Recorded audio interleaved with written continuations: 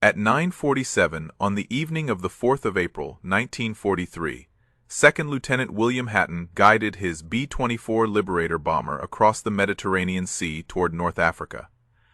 24 years old, from Long Island, New York, this was his 25th mission with the 376th Bombardment Group. One more mission and his crew could rotate home. The bomber's name was Lady Be Good, painted on the nose in white letters, a good luck charm that had carried them through 24 missions over Italy, Greece, and North Africa. Tonight's target had been Naples Harbor, German shipping, Axis supply lines, standard bombing run. The mission had gone smoothly. They dropped their ordnance on target, encountered minimal flak. No fighter opposition. The kind of mission crews dreamed about. Easy, quick, home before midnight. Except Hatton couldn't find home. His base was Sahara airfield in Libya, British-controlled territory on the North African coast. The flight from Naples to Sahara was approximately 450 miles, 2 hours at the Liberator's cruising speed of 210 miles per hour. They'd been flying for 2 hours and 30 minutes. Should have reached the coast by now. Should have seen the recognition lights from Sahara Tower. Should have heard radio contact from base operations. Instead, there was nothing. Darkness below, stars above. No lights, no radio signals, no landmarks. Hatton's navigator, Second Lieutenant D.P. Hayes from Virginia, checked his calculations. Dead reckoning navigation. Time, speed, heading. The mathematics said they should be directly over Sahara. But there was no airfield below them. No lights, no coast, just darkness. The radio operator, Staff Sergeant Robert Toner from Massachusetts, tried raising the base on HF radio. No response. He switched frequencies. Tried emergency channels. Still nothing. Something was very wrong. What Hatton didn't know was that Lady Be Good had already passed over the North African coast. They'd flown over Sahara airfield 30 minutes earlier. Visibility had been poor. Cloud cover obscured the ground. The airfield lights were dimmed due to blackout procedures. Hatton had flown right over their destination without seeing it. And now they were heading south, deep into the Libyan Desert, the largest desert in the world. 2 million square miles of sand, rock, and heat. No water, no settlements, no landmarks. Nothing but emptiness for hundreds of miles. The fuel gauge showed 40 minutes remaining, maybe less. The B-24 burned 200 gallons per hour at cruise settings. They'd been airborne for almost 6 hours. The main tanks were nearly dry. Hatton made the decision at 10:17 p.m. We're bailing out. Everyone to your positions. The crew consisted of 9 men, Hatton, the pilot, co-pilot, Second Lieutenant Robert Toner, Navigator Hayes, Bombardier, Second Lieutenant John Warofka from Ohio, Flight Engineer, Technical Sergeant Harold Ripslinger from Pennsylvania, Radio Operator Toner, Gunner's Staff, Sergeant Guy Shelley from Pennsylvania, Staff Sergeant Vernon Moore from Ohio, and Staff Sergeant Samuel Adams from Illinois. 9 men who'd flown 24 missions together, who'd survived German flak and fighter attacks, who were supposed to finish their tour and go home. Now they were jumping into darkness over an unknown desert. The bailout procedure was standard. The bombardier would go first through the nose hatch, then the navigator, then the pilot and co-pilot through the cockpit hatch. The rest of the crew would exit through the waist door. At 10:23 p.m., Hatton gave the order. Go, go, go. Warofka opened the nose hatch. Wind screamed into the aircraft. He jumped, disappeared into the darkness. Hayes went next, then the pilot and co-pilot, then the rest of the crew one by one. Falling through the night sky over the Sahara Desert, 8 men made it out.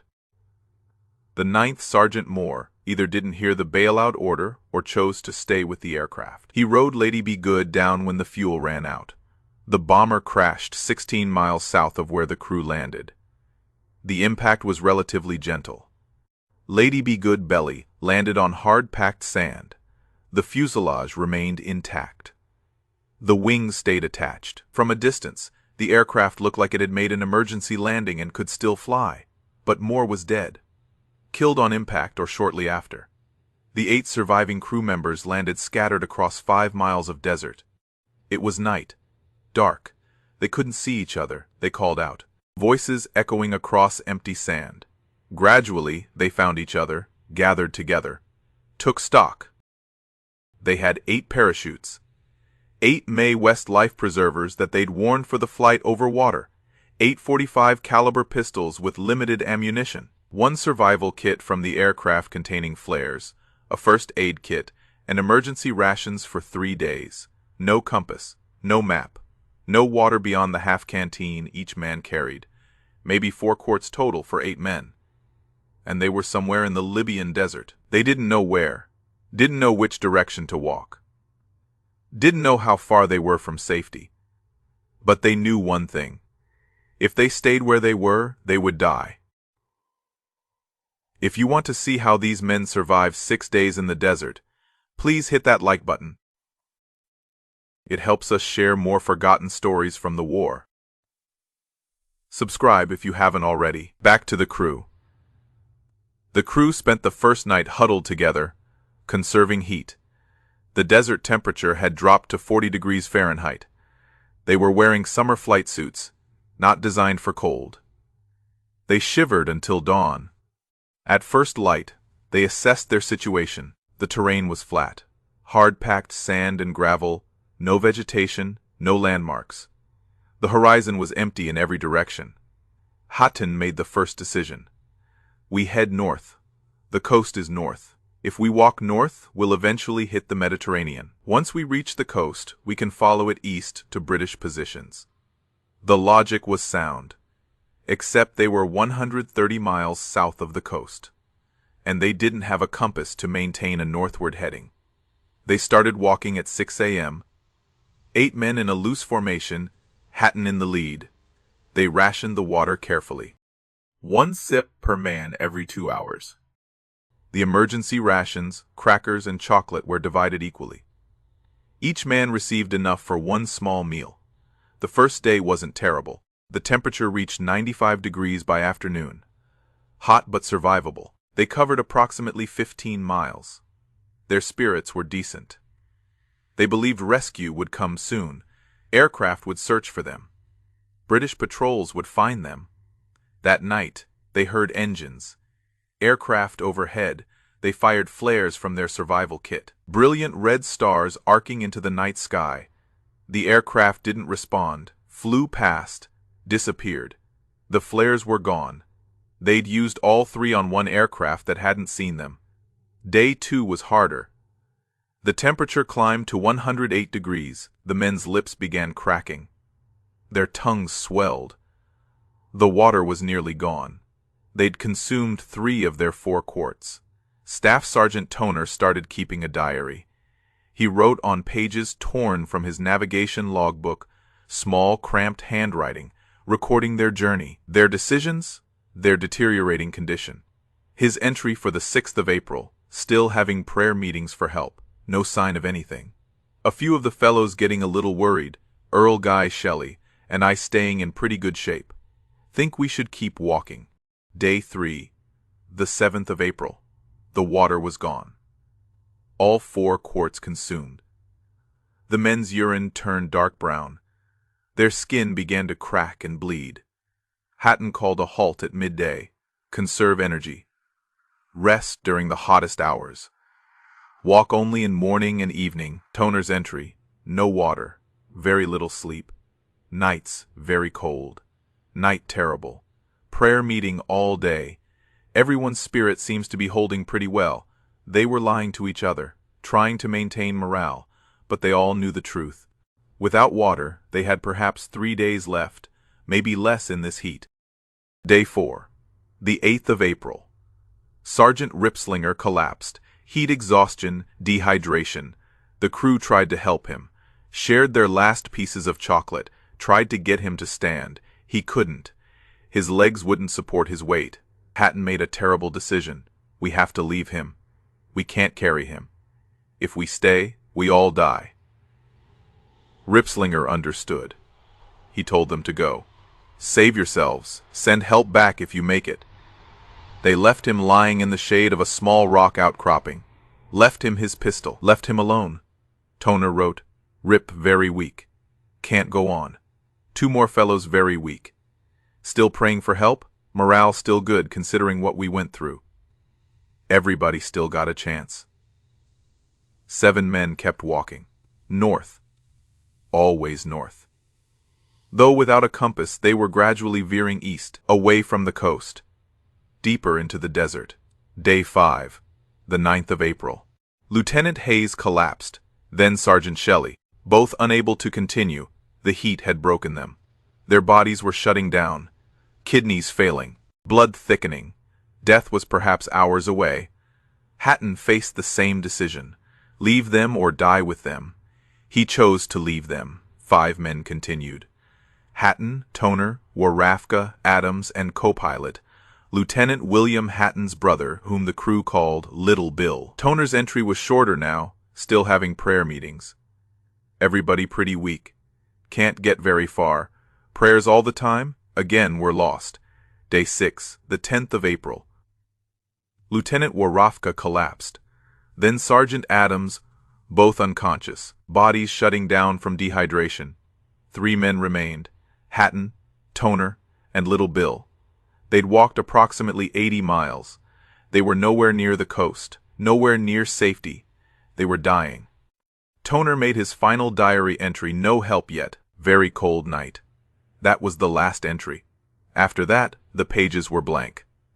The 3 remaining men probably survived another day. Maybe 2. It is impossible to know exactly when they died. But they were found later, separated by miles. Each man had walked until his body gave out, then collapsed where he fell. All 8 crew members who bailed out of Lady Be Good died in the desert. Ripslinger where they'd left him. Hayes and Shelley together. The others scattered across 20 miles of sand.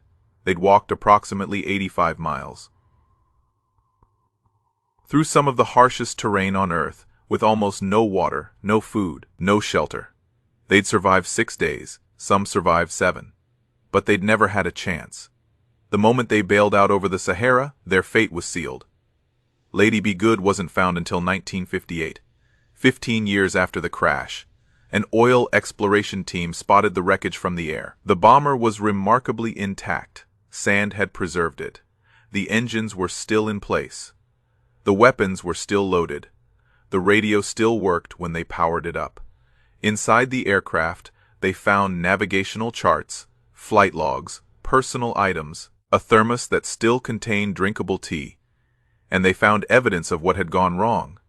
The navigator's calculations were off. Hatton had overflown his base by more than 100 miles. He'd been flying south when he thought he was flying north. The crew had bailed out 130 miles south of Salich Airfield. If they'd known which direction to walk, they might have made it.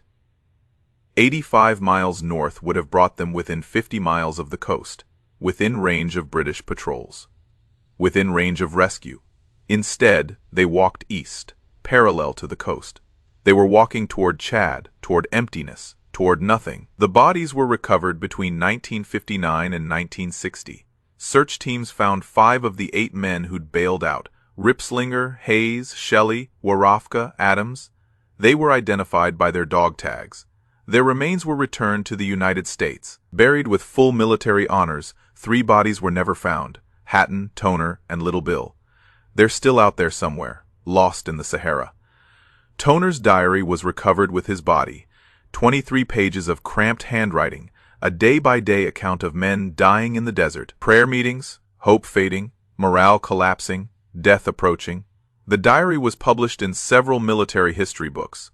It is one of the most haunting documents of World War II, not because of what it describes, because of what it doesn't describe. Toner never wrote about fear, never complained, never blamed anyone. He just recorded facts, temperatures, distances, who was still walking, who had fallen. The last entry was 5 words: "No help yet. Very cold night." Then nothing. Just blank pages. The U.S. Army Air Forces conducted an investigation. They wanted to know why Lady Be Good had been lost, why the crew had bailed out over the desert, what had gone wrong.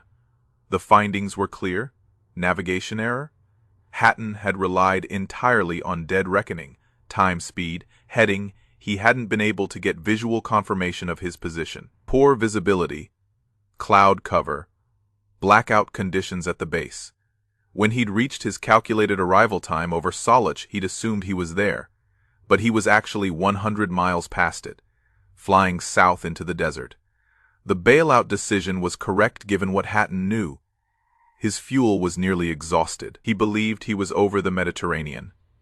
Ditching in the water seemed more dangerous than bailing out over what he thought was coastal North Africa.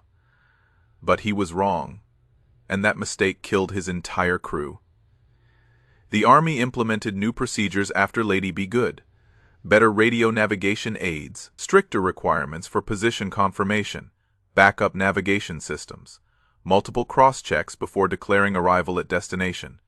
They were trying to prevent another Lady Be Good, another crew lost in the desert, another 85-mile death march. But the changes came too late for Hatton's crew, too late for the 8 men who walked until they couldn't walk anymore. Too late for the navigator who kept a diary, until his hands could no longer hold a pencil. The Lady Be Good story became famous. Books were written, documentaries produced. The aircraft itself was partially recovered. Pieces were sent to museums.